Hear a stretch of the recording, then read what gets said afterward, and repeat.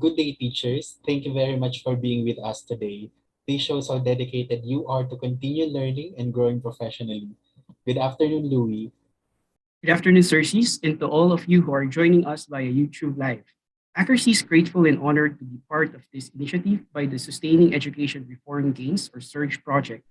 Let's begin our second synchronous session on the Building Basic Assessment Competence of Teachers. We will be your host for today. My name is Louis Cagasan, a research officer at the Assessment Curriculum and Technology Research Center. Accuracy is a partnership between two universities, the University of the Philippines and the University of Melbourne. Right now, we are under UP Center for Integrative and Development Studies, or UPCIDS, in UP Diliman. With me is Circes De Castro, another research officer at ACRC. Thank you, Louie. Today, we will be talking about the focus of session 2, which is assessment planning. Our main agenda this afternoon is to provide you with a summary of the session, its highlights, and important considerations, and try to process your reflections from the initial batch of responses that we have gathered. We will also present some more examples. Looks like we will be having an informative session today, Circes. But before we get to business, let us first listen to a short message from the Australian Ambassador to the Philippines, His Excellency Stephen J. Robinson. G'day to all of you, our fine teachers. It is a privilege to speak to you today and commend you for being part of this online professional development opportunity. Your work is so important to the future of your country because education is key. It is one of the foundations of society. And how well you educate children will have an impact on the future of this country. Australia has been involved with the education sector in the Philippines for several decades now because we want to see a strong, prosperous, educated Philippines. I am pleased that Australia supports DepEd on teacher professional development and curriculum enhancement through partners like Assessment, Curriculum and Technology Research Centre, or ACT-RC, an organisation born from Filipino-Australian collaboration and shared expertise. I hope you find this training delivered by ACT-RC in collaboration with the Department of Education's National Educators Academy of the Philippines useful in further developing the reading, math and science literacy of your students. As you are aware, this training is part of a series of professional development activities on student learning assessments and emerging literacies. It is closely aligned with the focus of the Program for International Student Assessment, PISA, which the Philippines participated in for the first time in 2018. I am glad to note that this program aims to support you in responding to the evolving needs of your students for relevant and updated knowledge and skills, an area of particular interest to Australia. I would like to briefly acknowledge ACT-RC, specialists from the University of the Philippines and the University of Melbourne. Education remains a core priority for Australia's development cooperation with the Philippines. Our partnership in education has gone from strength to strength over the last 3 decades. Australia and the Philippines are also long-standing partners. Last year, in 2021, we celebrated the 75th anniversary of the diplomatic relationship between Australia and the Philippines. On a personal level, let me share with you that supporting teachers is something very close to my heart. I was a teacher myself, and so were several of the staff members at the embassy before we pursued careers in diplomacy. So, I am intimately familiar with some of the challenges of your work and the importance of what you do. The pandemic has made your jobs much more challenging, and we appreciate your continued perseverance, innovation, and resilience in facilitating learning for millions of Filipino children across different modalities. Our children's education right now is one of the most important investments we have for the future. Education is a fundamental aspect of development, both to an individual and to a society. Australia As a reliable friend and a good neighbour to the Philippines, we'll support you in whatever way we can. In closing, I would like to leave you with a line from Joseph Joubert. To teach is to learn twice. I hope you will not get tired of teaching, because that also means you will continue to learn. So thank you for your love of learning. I wish you all the very best as you continue with your quest for education quality through these trainings. Congratulations to all of you. Mabuhay.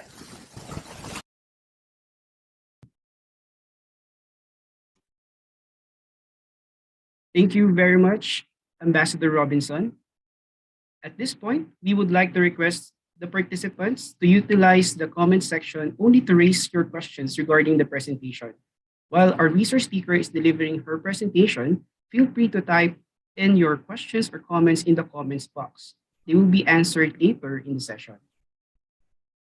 To help us better understand assessment planning, we have with us our resource speaker, Dr. Marie-Therese Angeline P. Bustos. Dr. Bustos has served as ACT-RC's Philippine Director since 2014. She is a professor of special education at the University of the Philippines, Diliman, and the former dean of the UP College of Education. She is also the chair of the Technical Committee for Special Education and a member of the Technical Panel on Teacher Education of the Commission on Higher Education or CHED, and also the System Director of UP Ugnayan ng Pahinungod. Teacher Therese is active in research on Philippine basic education with a focus on inclusion and persons with disabilities. Her other research interests are student achievement and deaf literacy. Ladies and gentlemen, Dr. Marie-Therese Angeline P. Bustos. Okay, good afternoon to all of you, and thank you for spending this afternoon with us. What I'm going to do is to share my slides and start with our review of the module for this session. So our session focuses on assessment planning. Oh, by the way, please type in your questions if you have any questions. We would be able to answer them towards the end of this session. So again, this session is about assessment planning. And there are three important questions that we want answered by the end of this course. The first is, why is planning for assessment important? The second is, what factors should be considered when planning assessments? And the third is, how should assessments be planned? And so, just to recap, last week, we talked about summative and formative assessment. And so we said that when we're looking at, when we want to judge what students have achieved at the end of a program, at the end of a course, that is summative assessment. And if you want to know where your students are in relation to the lessons that you are teaching, and you want to know where they are because you want to improve your teaching, that is formative assessment. And so I remember a question made last time, or an answer that was given last time, where the difference was if formative assessment was not recorded and summative assessment was recorded. And so we just said last time that actually both assessments are recorded for reference purposes, but definitely when you grade students, you actually just include the ones that fall under summative assessment. And so we also said that there are two types of formative assessment, formal and informal. And so if you take a look at the list here on this slide, you will find the difference between formative and summative assessment. As I've said earlier, when your concern is grading, promoting, ranking, certifying, all of those, you really are doing summative assessment. However, if you want to know where the students are and where they need to be, and you want to find out what is the gap between the current and the desired learner competence, that is formative assessment. when we want to provide feedback to our students, that is formative assessment. When we want to improve the way we teach, the way we explain lessons, that is formative assessment. And so if we look at the difference between the two, the difference lies in the purpose by which you use the assessment. So one type of assessment can serve both formative and summative purposes. So again, we're not looking at specific types of tests, but we're looking at purposes by which you use the test. And that spells whether you are doing formative assessment or summative assessment. And so here is a diagram that talks about the formative assessment process. Today, we are focusing on the plan for assessment planning. But what exactly are we planning for? So when we talk about formative assessment, we're looking at this middle section of the diagram where we focus on the teaching and learning process. So what we do is part of a cycle where we collect evidence of where our students are, how they are performing. We interpret the evidence that we have collected, and then we use the evidence so that we can teach better, explain better, think of better activities to help our students. If you look at the next slide, all right, and it talks about summative assessment. Unlike formative assessment, where you see it to be a cyclical process, here what you see is a diagram that is more linear. We collect evidence, we interpret evidence, and then we use evidence for grading purposes, for reporting purposes. So it's really very linear. And both processes, whether summative or formative, need to undergo some form of evaluation later. And so take a look at the next slide. See, so you have formative assessment there, summative assessment. But regardless of what we do, we need to be able to subject ourselves to an evaluation of the different assessment processes that we go through when we teach. All right. So our lesson today really focuses on, first, why do we have to plan? Why do I have to plan for assessment? And so there are three important reasons why you need to plan. First, research shows that it really improves the teaching and learning process. So there's an improvement in the teaching and learning process when teachers plan assessment. So when you have an assessment plan, it guides you so that you're able to assess the progress of students. And so you do this by laying out the learning goals based on the curriculum, the context and needs of learners, and your available resources. So it's always good to have an assessment plan. And so there are some factors. There are factors that you need to take into consideration when you plan assessment. So what are they? All right. First, you need to be very mindful of curriculum standards. And when we talk about curriculum standards, we're talking about the documents that you have, the different curriculum standards that you would find uploaded on the DepEd website.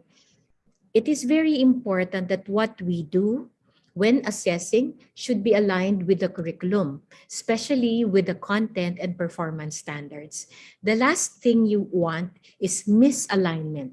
It is an injustice to our students when we test them on something that we have not taught, and an injustice to you as a teacher if you will be evaluated in terms of your effectiveness when the assessment given to your students did not match the curriculum. And so it is important for assessments to be aligned with the curriculum. So that's number one. Number two, different subject areas are related to each other. And so it's very difficult to just treat them separate from each other. And so when you plan assessments, it is important to see the interrelatedness of the concepts and competencies between and among the different learning areas as well as grade levels. For example, there are some skills that you learn in math that you need for science. Some concepts that you learn in English that you probably need for values education, or things that you've learned in Filipino that you would need for Araling Panlipunan. And so you need to see the curriculum as one that is interconnected. The learning areas that we teach are interconnected. They are interrelated, and so we cannot treat them separate from each other. And so when we plan assessments, we need to be mindful of those connections. The next one is the progression of learning. You know, this is such an important thing. We have targets for our students, and you can see the icon on the right part of the screen, right? You can see steps with an arrow going up. And so when we talk of a progression, we know that there are steps that students go through to be able to get to where we want them to be. And so the progression of learning, it describes the different levels of difficulty and complexity in acquiring knowledge, skills, and attitudes within a topic or domain. So let me show you an example which was presented in the module in session 2. And so this is an example coming from the English subject for junior high school students. Note that the lowest level says notes, details, and recalls prior knowledge or experience related to the text. And so when students are able to do that, then the next competency builds on that. And what's that next competency? What's that next level? Infers details and connects prior knowledge or previous experience to the introduced or reintroduced concept, theme, value of the text. Note that the levels, they go up. Diba po? Actually, I'm sorry, there. So note the increasing levels of difficulty. So students go through a progression. And it is important for us teachers to know the progression of learning in our subject areas so that when you are confronted, for example, with a content standard or a learning competency that our students need to master, we need to be able to think, oh, what would be the most basic demonstration or what would be the foundational competency to ensure that the student gets to that point. And so we need to be able to lay that out. And so part of our skill sets as teachers would be determining the progression of learning for the subject areas that we are teaching, determining the progression of learning for the different competencies that our students need to be able to acquire. We also need to consider timing. And so when do you give formative assessment? When do you give summative assessment? When is the best time for that? Definitely, when you have introduced a topic, then you would give more formative types of assessment because you want to know if your students get it. You're trying to get some feedback so that you can plan your lessons accordingly. You can probably think of more examples because you know that your students have not really mastered the concept yet. However, when you already see that your students have achieved a level of mastery of the concept already, then it's time to give summative assessments. Well, of course, since we're quarterly we do have different quarters in a school year, many summative assessments are given towards the end of the quarter.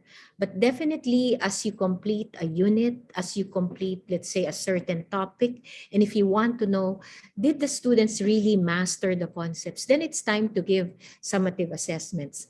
But if you're not sure if they have mastered those concepts, then it's time to give formative assessments. You keep on giving formative assessments to give you a sense of where the students are. So timing is important. So again, going back to the formative assessment process, we talk about a cycle. What cycle do we mean? It is this cycle. It is the cycle of collecting evidence, interpreting evidence, and using evidence. And there are different types of cycles according to the length, the cycle length. And that is what I will show you in the next slide. So it is possible, so let me go back, that this cycle can happen in months or a year. And when it happens in 4 weeks, like 1 month to 1 year, that is called a long cycle. So when you consider the quarter, that is a long cycle. When you look at semesters, that is a long cycle. The school year is a long cycle. And so be mindful of that time period. Okay, long cycle, 4 weeks to 1 year. So what's a medium cycle? A medium cycle is between 1 to 4 weeks. So 1 week to around a month.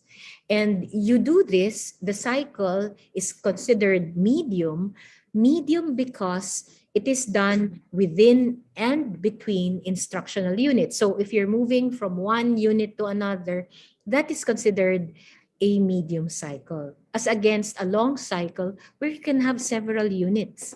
And then you have like how many months? 2.5 months. So long cycle, a longer period involving months to a year. A medium cycle from 1 to 4 weeks. But there is also such a thing as a short cycle. And a short cycle, so I'd like to go back to the illustration.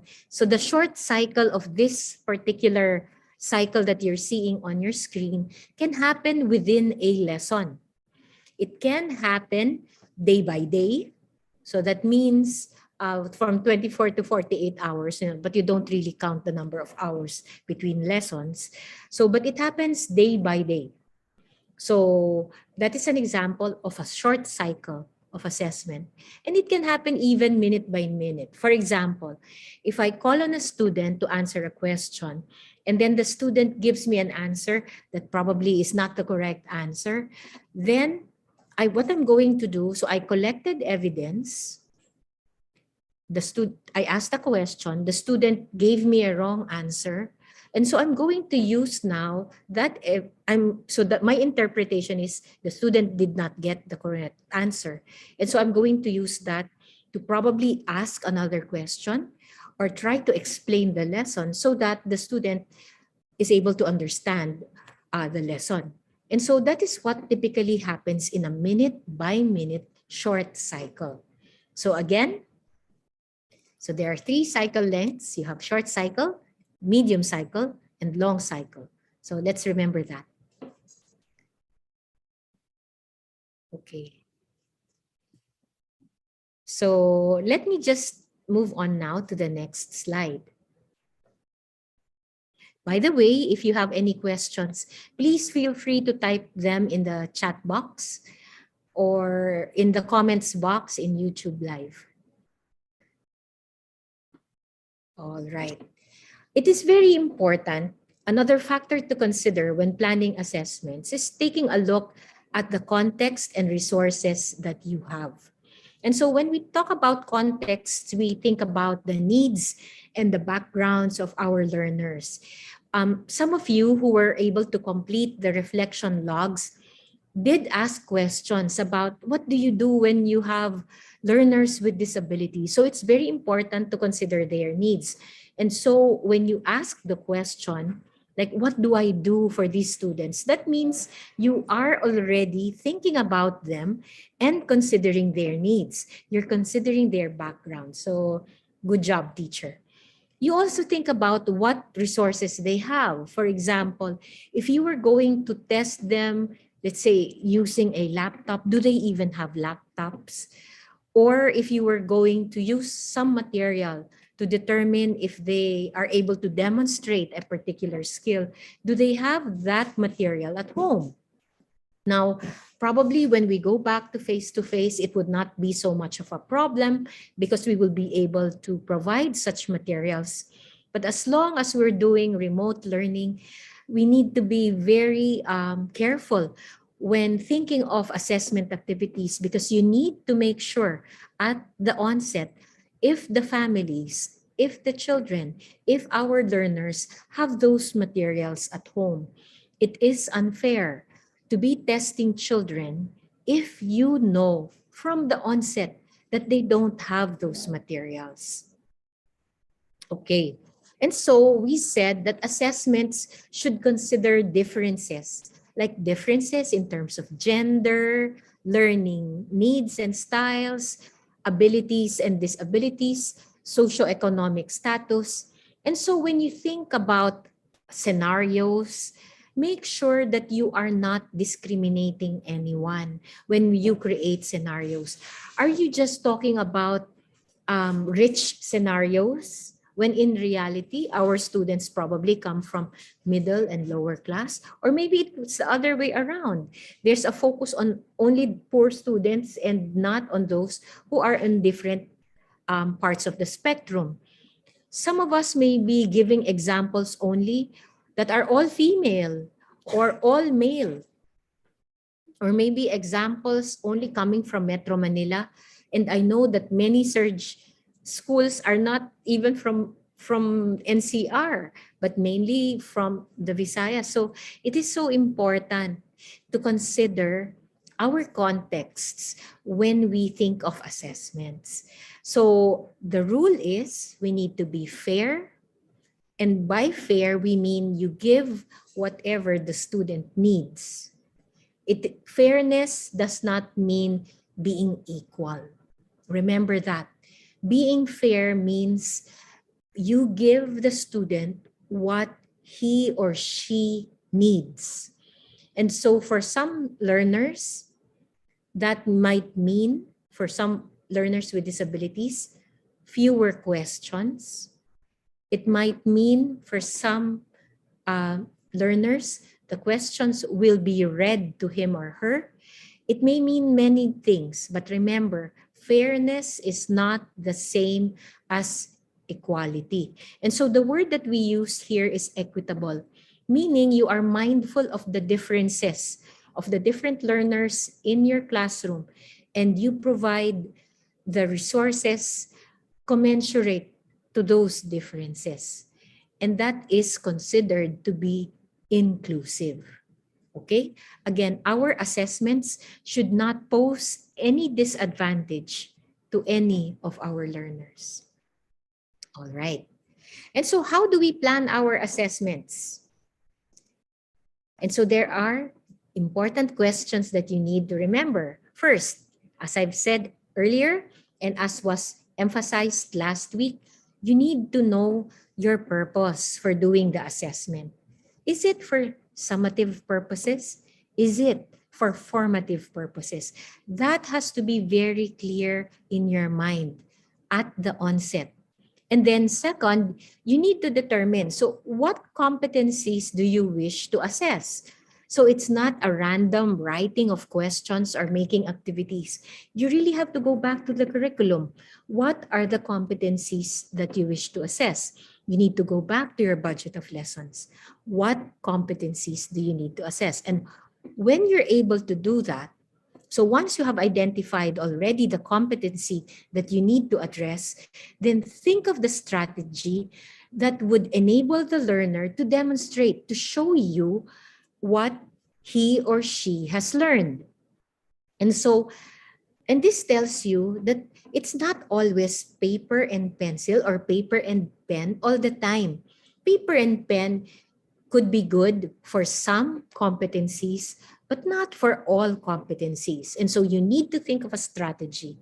What would enable me to observe my students really well so that they can demonstrate whatever it is, whatever competency it is that you're focusing, so that they can show you, so that they can show me what they have learned. So think about the strategy that is best. So again, there's an array of strategies, but the challenge for us is to think of the best strategy that demonstrates the skill. And so, similar to that previous slide, what strategy would enable you to gather as much evidence, as much proof of where your students are, but again, being mindful now of the time. Sometimes it is good to have demonstration activities as your strategy to find out if the student has mastered the competency. However, when you don't have time, when you only have 5 minutes, so how do you find out where your students are? Probably you'll ask a question and have your students raise their hand. If their answer is true, raise the right. If their answer is false, raise the left. Or maybe they can do thumbs up, thumbs down. Again, this depends on the amount of time that's given you. Yes, there are great strategies to determine where your students are. But again, we don't have the luxury of time. So you choose the strategy that matches the amount of time that is available to you. Okay? Now, you can also, again, not all assessments are given individually. You can have group activities, you observe your students, and that will give you an indication whether they have mastered the skill or the competency or not. Now, it is also possible to do it individually. So you need to choose. So what would be the best way to do this? Should I give the assessment per student or should I give the assessment in groups? That's something that you need to decide on as part of assessment planning. And then, similar to the two other questions that I asked earlier, so this is just to reiterate which strategy would work best in eliciting information from the learners. Is it recitation? Is it demonstration? Is it a seat work? Is it a worksheet? Is it manipulation of certain things? So what strategy would work best? Again, given the amount of time that's available to you. And then, given the resources also that are available to you. So what resources are available to you as a teacher and to our students? And so, I think this is our last question. What kind of data will be useful for giving feedback? Of course, you want to get evidence to inform your teaching. So that's one part. But you need to be able to provide feedback to your students. You need to be able to tell them where they are in that progression. Are they still stuck on that first phase or on that first level? Or have they improved? And so what kinds of data would be helpful to you and to your student when you give feedback, when you make decisions, when you plan for next steps, when you want to report for progress? What kind of data will be useful for you? And so there are many questions that you need to ask yourself. And so assessment planning is something that you spend time on. And this is the reason why I think surge schools are in a unique position to plan assessments as a team.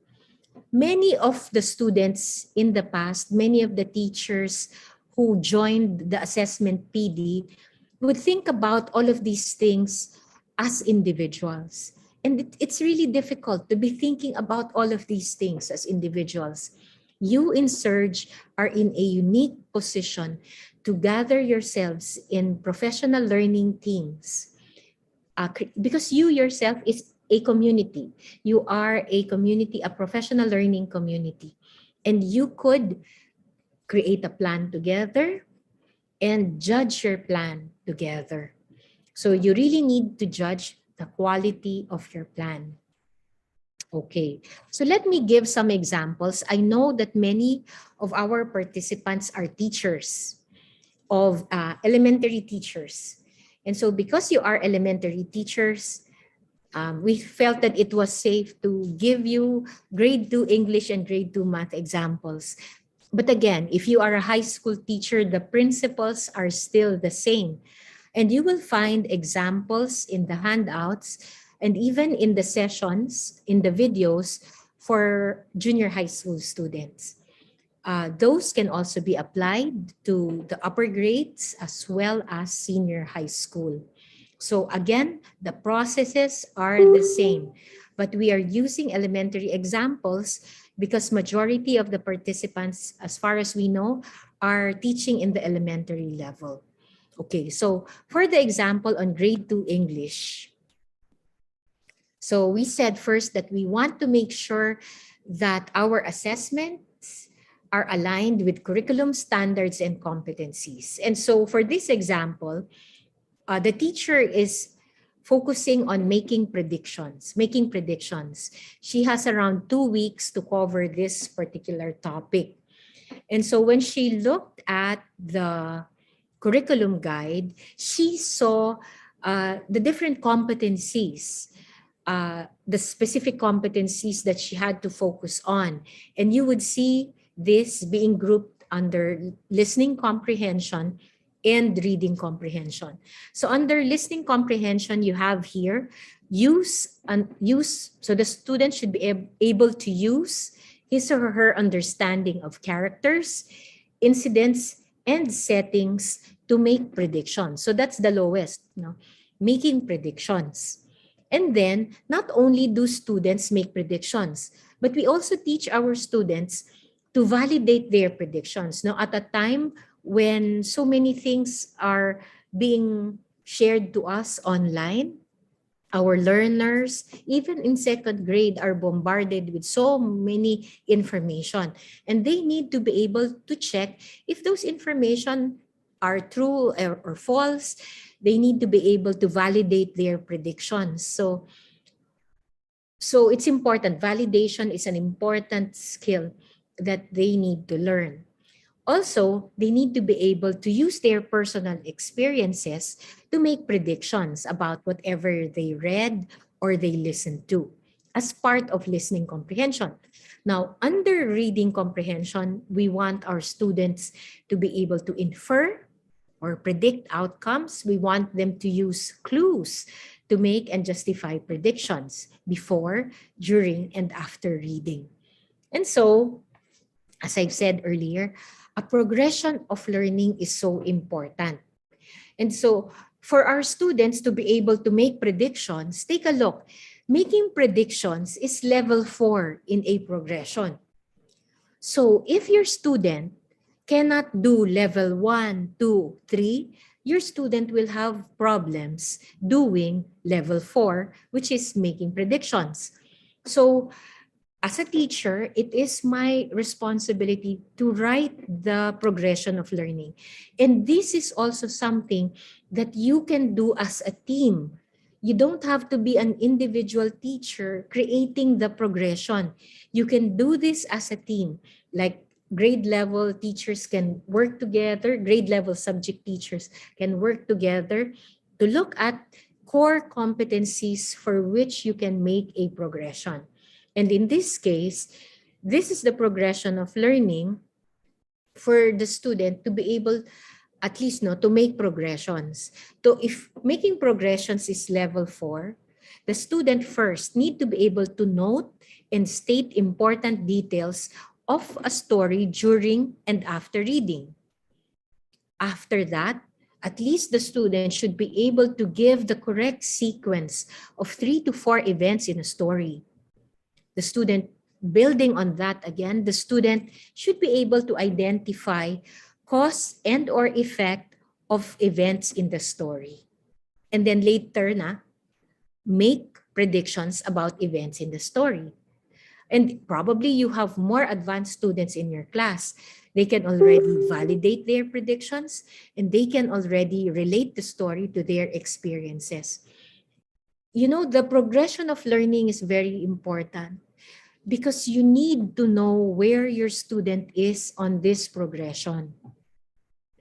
If your student is in level 3, then that means your student is ready to proceed to level 4 with some of the activities that you have planned.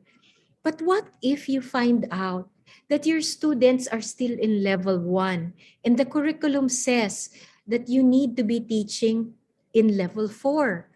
You cannot proceed with level 4 without going through 1, 2, and 3. And so a progression of learning is very important. So we also said that the connection with other subject areas is so important. That means you are developing your students' competencies in one subject area. In this particular case, it's in English, but it is also related to other subject areas, as I would demonstrate later. So for English, there are different components under English. This lesson, even if it's on making predictions, is related to grammar as they give the correct answers. No? When you use a story for this particular lesson, that taps on our students' book and print knowledge. And so they need to know the different parts of the book. And if we want them to be able to share information, so this is connected with their study strategies, such as reporting, summarizing, and retelling. So even within English, making predictions is related to other concepts, other skills that we are developing within the English subject. But this is also related to edukasyon sa pagpapakatao, which we now call GMRC. So, for example, do you remember that progression where students should be able to relate their own personal experiences in relation to the stories, the lessons, that is connected with this particular competency, which is na ipapamalas ang pag-unawa sa kahalagahan ng pagkilala sa sarili. So self-knowledge, so an understanding of who you are, even at second grade level, is connected with things that we do in English. But this is learned in Values Ed. The student is also expected to share about himself in relation to others. For example, in terms of antas ng kabuhayan, pinagmulan, at pagkakaroon ng kapansanan. And so these are things that are related, that we talk about in GMRC, we talk about in Values Ed, which are related to things that we do in English. Now, lastly, this is also related to health. For example, when you share about yourself, definitely the student needs to be able to express that in positive ways and to be able to experience and express positive feelings in appropriate ways. So they should be able to talk about what their feelings are. And if they so happen to be negative feelings, still that they would be able to find ways of expressing those in positive ways. And as others are sharing their experiences, then students learn to respect the feelings of others. And so it is very important. Again, this is an example for the English subject, but we're trying to find connections with other subject areas. And in this case, we found connections in GMRC as well as health. We also said that we need to find out what the resources are. So for this lesson on making predictions, we have a copy of the book. We have some individual worksheets as well as group worksheets. So that means there will be opportunities for students to work on activity sheets in groups. And so some activities that could be done synchronously when we go back to face-to-face, for example, would be the use of motive questions, asking our students motive questions related to what they've read, giving them short quizzes, or having an activity where they have placards A, B, and C. So a teacher shares a scenario and the groups will predict what will happen. So what would most likely happen? Is it scenario A, B, or C? And so the group that gives the or raises the correct placard, or the placard with the correct answer gets the point. So these are some things that we can do synchronously when we go back to face. And again, while these can be fun to our students, seriously, there are assessment activities. Another way by which we can assess our students is to do it asynchronously. They don't have to do it at the same time. When we give them worksheets, probably worksheets that they can do at home, or even when they are with us, they don't have to go through those at the same time. Again, the worksheets can be done by individuals or by groups. So in this case, formative assessment was done through the question and answer, and also through the different activities that were given, as well as worksheets. And for summative assessment, a quiz was given. Okay, so if you have any questions, do type them down. Now, an example for math is this. So again, we begin with alignment with the curriculum. And our topic for this particular lesson is addition with regrouping. And so the time given for this activity is like 2 weeks for this to develop these competencies, 2 weeks. And so the general competency that we want our students to build here or to develop here is for them to be able to illustrate the properties of addition, the commutative, associative, as well as the identity properties of addition, and to be able to apply that in appropriate and relevant situations. But that is the general competency. The general competency can be further broken down into specific competencies. And I'll just read the first one. Visualizes, represents, and adds 2-digit by 3-digit numbers with sums to 1,000 without and with regrouping. So you have many competencies there. And do you remember what you will do next? After you align with the curriculum, what will you do? If you thought progression of learning, then you're on the right track. So students need to be able to go to do an activity and to show their learning, show their competency. And so we're looking at visualizing, representing, and adding 2 by 3-digit numbers. So I just had to go back to that. And where is that in this progression? Where is that in this progression? That looks like level 4 in this progression. Our challenge now is determine, so where are your students? Are your students ready for level 4? And so you have formative activities to determine where they are. So it is important, again, to make sure that your students are ready for level 4. The purpose of having a progression is that you can determine where your students are. So based on the different descriptions here, you can have some activities to give yourself an inkling of where the students are in the progression. Will you proceed with a competency that says adds mentally 2-digit numbers or 3-digit numbers when the student has yet to visualize, represent, or add numbers, or cannot even compare and order numbers from 0 to 1,000? Or worse still, the student cannot recognize the value and place value of digits. So the progression of learning is very important. And let me reiterate, yes, the progression is important, and this is something that you can prepare in teams. You can group yourselves to prepare progressions. As an individual, this can appear like a very difficult task. But when you work in groups, creating the progression becomes easier. You are able to validate each other's views on how the progression of skills should be. Yeah. Okay.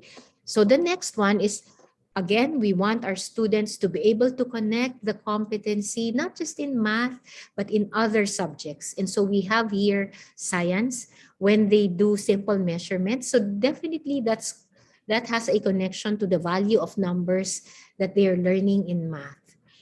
When they do English, Filipino, and mother tongue, following directions is a very important aspect also of the different things that we do in those language related subject areas.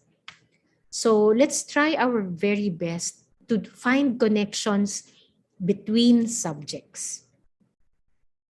As what we've said earlier, make sure that you and your students have the resources for the activities that you have planned. And so the teacher here will prepare individual worksheets, again, short quizzes, which can be done synchronously. You can also have games. For example, cars can be racing with each other, and each car actually represents a group. And so when a group gives the correct answer, you can move the car towards the goal, whatever it is, like the finish line. And the particular exercise here is the teacher flashes an addition equation, and the team members will have to complete it by giving the correct sum. So they will write their answer in a whiteboard or whatever it is, and then they will raise it. And so the first one who gets it right gets to move the car. So there are many ways by which we can do assessment activities in fun ways. I'm pretty sure you've done these activities yourself. So these are not new to you. Asynchronously, our students can work on worksheets. We can set aside some time for our students to work on worksheets per group. For example, determine if the addition equation given by the teacher is correct or not. So you have teams working together to see if the equation is correct or not.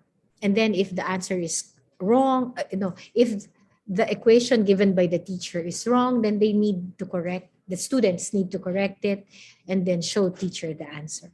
So there are many things that can be done synchronously and asynchronously.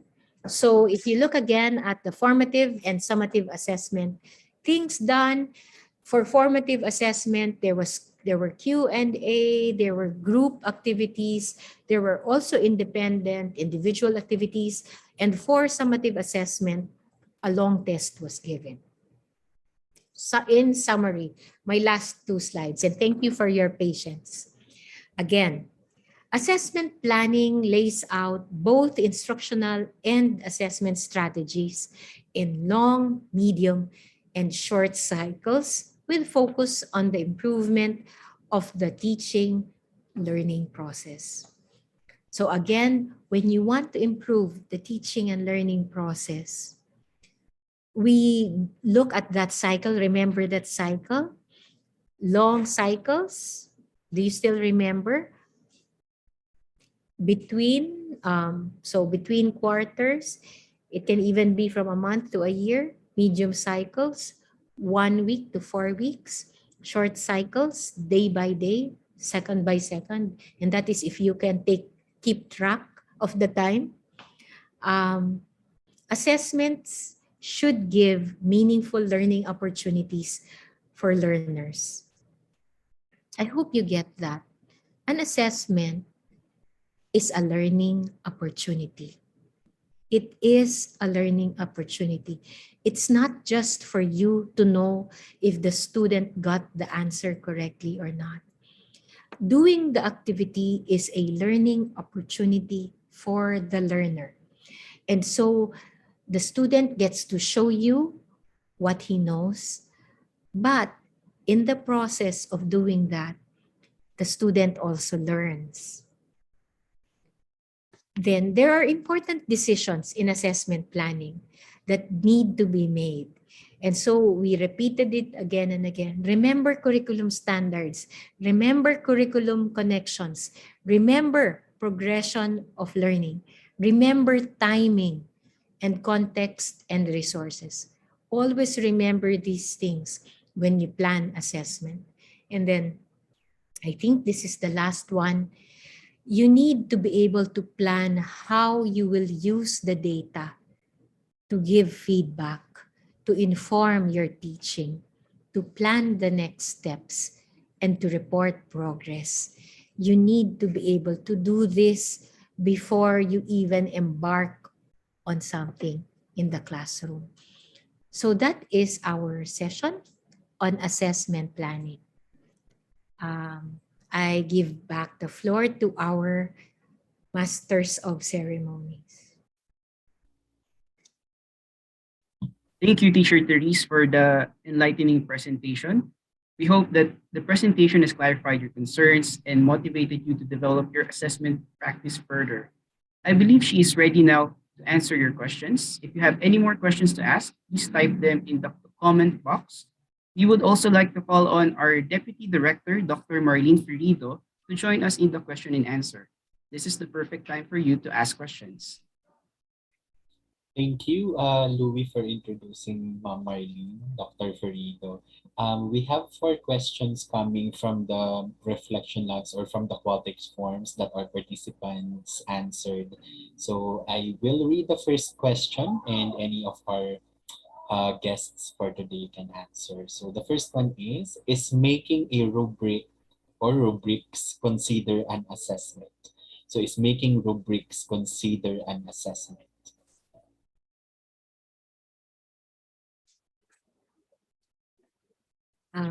May I request, as usual, Ma'am Marlene to go first? Okay, good afternoon, everyone. Is making a rubrics considered an assessment? The actual making of a rubric is not assessment, but the use of the rubric is part of the assessment if you already have questions, because you will use the rubric as a gauge in order to find out where your students are. Okay. Yeah. You might want to add, Teacher Therese.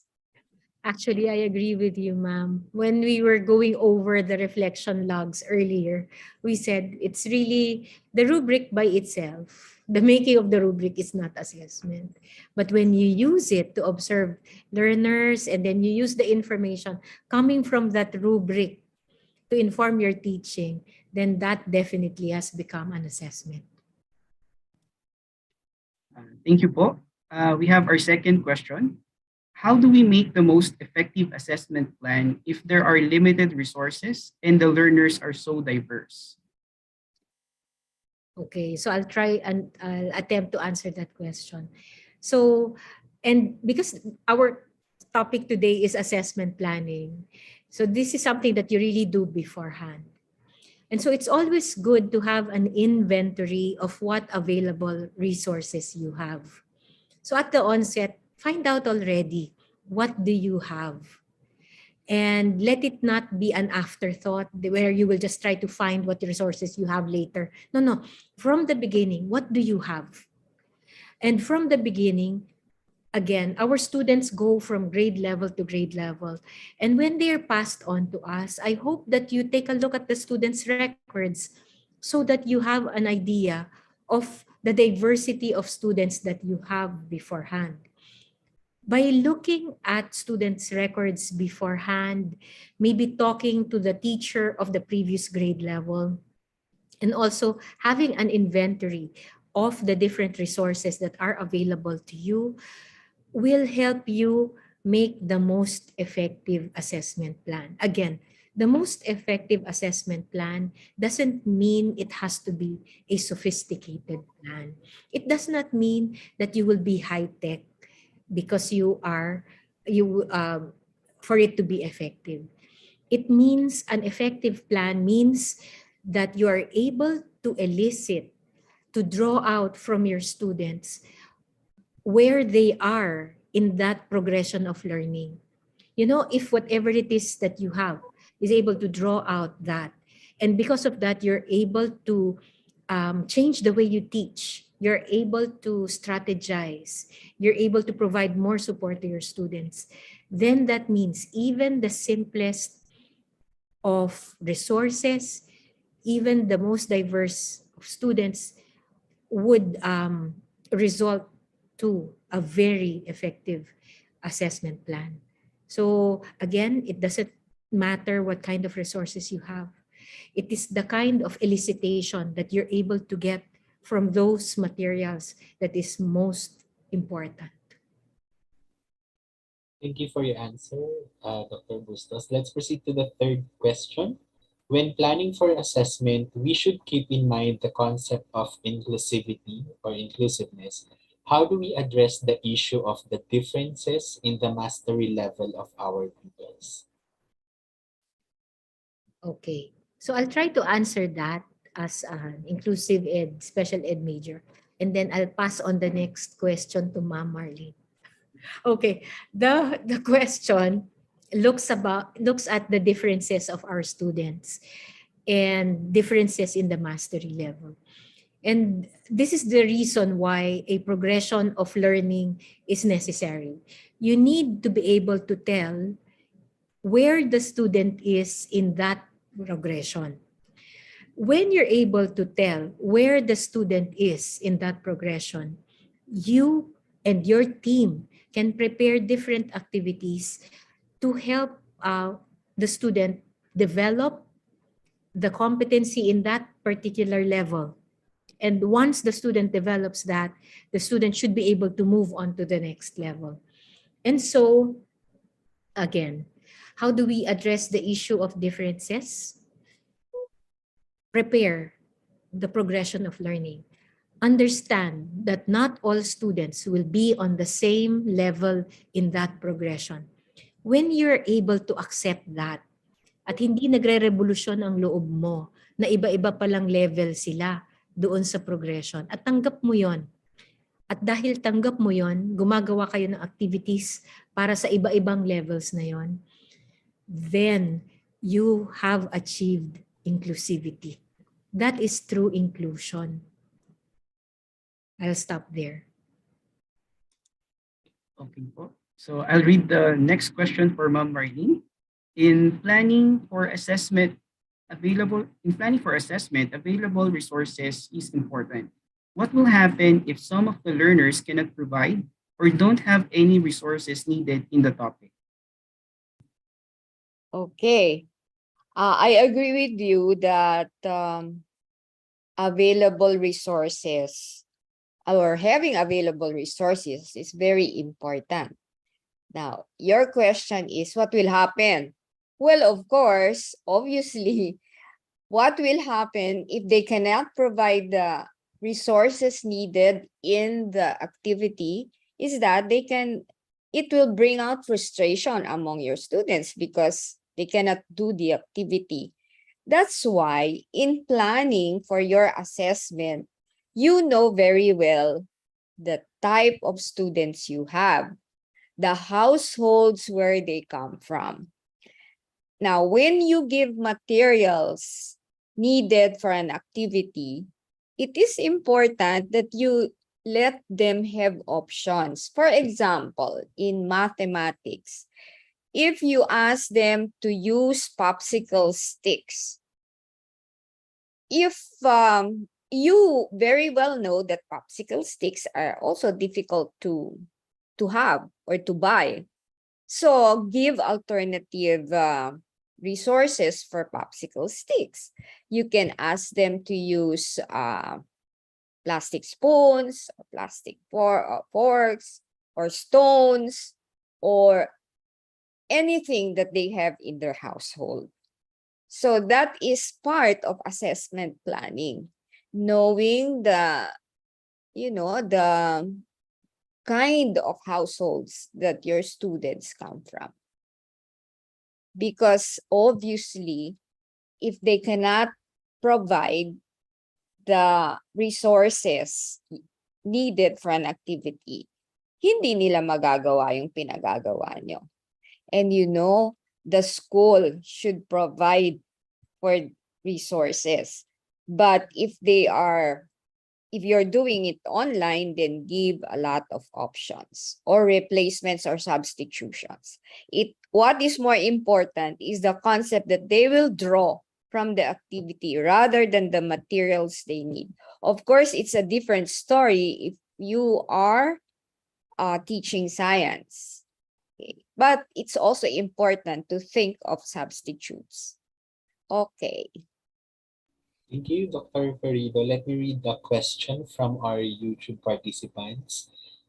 The first one is there really a standard number of items in a summative test in a particular grade level? As far as I know, there is no standard number of items in the summative test. Actually, what you just need to make sure is that the items in the test do align with the curriculum, and the items do represent what has been covered in the quarter. And so I've seen tests where only few test items were included, like 25. So, but others would have like 100, and I'm trying to understand why would 100 items be given when I would have a sense already of where my students are and what my students are able to do with 15 questions. So I think it's more with what you have covered in a particular period. Just make sure that you pay attention to the alignment between what you're assessing and what has really been covered in a given semester or in a given quarter. Yeah, may I add something to that? Also, the teacher needs to consider the time allotted for the test. Now, when teachers consider the time for the test, you measure the time required in terms of your students whom you know have difficulty in writing, in comprehending, in reading, and also the what you call the average of the class. Because sometimes some students may know the answer for some specific questions, but they are slow in processing and also slower in writing. So those are all important considerations. But of course, sabi nga ni Teacher Therese, dapat sakop yan ng mga learning competencies sa curriculum. Okay. Thank you very much, Teacher Therese and Ma'am Marlene. Now, our last question. How do we create the progression of skills? What are the steps? Okay, I think Ma'am Marlene and I will answer this question, but the very basic part, I think the most basic aspect of creating a progression of learning would be being able to task analyze whatever that skill is, to break it down into parts so that you know which follows the other.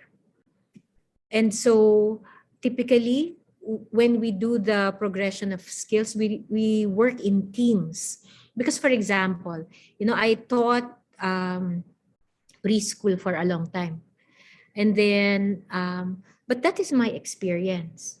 Other teachers have other experiences in their subject areas. And so when we are talking about, for example, like what we showed you earlier, like making predictions. So we would go back to our own personal experience. So how is it to be able, what is necessary to be able to make a prediction? So we would assume first at the at the very least, the student should be able to read the text. So if the student is not able to read the text, or at least decode the text, then how can he or she go to making predictions on something that he or she has read? So it's like, so we have discussions. Okay, so from making predictions, we went backwards, or the student should be able to decode. So what else should he be able to do? He should be able to identify some details in the story. So it's really a process of discussion among teachers, where you're able to create a progression of skills. But you will also find resources online, like the OECD. I know for PISA has created some progression of skills that you can consult. So there are subject areas where the progression of learning is clear. They even call it learning progressions. Learning progressions because those are supported already by evidence. I mean, they did a lot of tests to support the learning progression. But since we're doing something more ad hoc type among us teachers, so we just give them the label progression of learning. Ma'am Marlene, what do you think should they do if they want to prepare the progression of skills? Okay. Of course, the progression is dependent on the coverage of a certain topic. Now, when the progression is prepared, say a teacher is teaching grade 4. So that teacher should consider the skills, what we call the prerequisite skills needed for the target skills. Like for example, making predictions. So that will be the lowest, one of the lower levels. In other words, you cannot just look at the curriculum of the grade level you are teaching, because our curriculum is spiraling. So you need to look back in previous grade levels about the concepts and skills that they have already learned that will contribute to the target skill that you want to focus on for that particular lesson or range of topics, or what you may call themes. Okay. As Ma'am Therese said, you need to collaborate also with other teachers. So you have a compilation of different progressions for certain groups of topics. Okay. I think that's all that I can add to what Teacher Therese has already mentioned. All right, thank you, Louis. I don't think we have some more questions, so I'd like to thank Teacher Therese and Ma'am Marlene for answering those questions, and of course to our teachers who participated and actively raised their concerns or questions. Now, please note that some of your questions, the other questions that you might be thinking right now, they will be answered by our next 4 sessions. So we hope that you're looking forward to taking them. At this point, we would like to request Professor Bustos and Dr. Florido to provide their final message for this synchronous session for our participants. Any reminders for them about assessment planning? All right. So for assessment planning, again, it is a plan, and it happens before we enter our classrooms. It does take some time, and it takes getting used to. But you will have to think about this also as a mindset. And again, as I've said earlier, assessment is for teaching. Assessment is also for learning. And so it is very important that we give assessment its proper place, the proper amount of time and preparation in in the exercise of our duties and responsibilities as teachers. Okay, I agree with the Teacher Therese. Since we are focusing on assessment planning for this episode, um, any plan can change. That's why you might consider looking at your plans as a progression also. In other words, whatever realizations that you have gotten from previous plans, you will have to keep on modifying, improving for the next set of lessons until you reach the end of the school year. Thank you. Thank you, Teacher Therese and Ma'am Marlene. Now, I think it's a good time to address some administrative issues from our participants. We've been monitoring the Facebook group to find out any concerns that you may be having right now, especially on the use of the learning platform Qualtrics. Ideally, use personal computers so you can view the lecture videos and complete activities more efficiently. A good internet connection is also required. You can still use your tablet or mobile phone, but make sure to have a stable internet connection. Most of the issues experienced are addressed by these two conditions. Again, most of the technical issues are device or internet connection related. If you need any help, please send a message to our Facebook group. Any announcements regarding our ongoing training will all be posted there. Thank you, Louis. Before we close, here are some reminders for our next sessions. Session 3 evidence collection will be available starting Tuesday, July 5. Synchronous session 3 will be held on Friday, July 8, 3 p.m. still via YouTube Live. And please join and regularly visit our official Facebook community page for any of your concerns, ACT RC assessment, professional development. And for those who have not yet answered or completed sessions 1 and 2, you may still proceed with the training, but note that we highly encourage you to take the sessions in order. That is from session 1 first, going to session 2 next, up to session 6, to maximize your possibilities for learning. Thank you very much. Louis, did I miss anything? I don't think so, Circes. This ends the second synchronous session of our assessment PT program. We hope that this has strengthened your learning and inspired you to look forward to the next asynchronous and synchronous sessions. We look forward to seeing you next time. Maraming Maraming salamat po.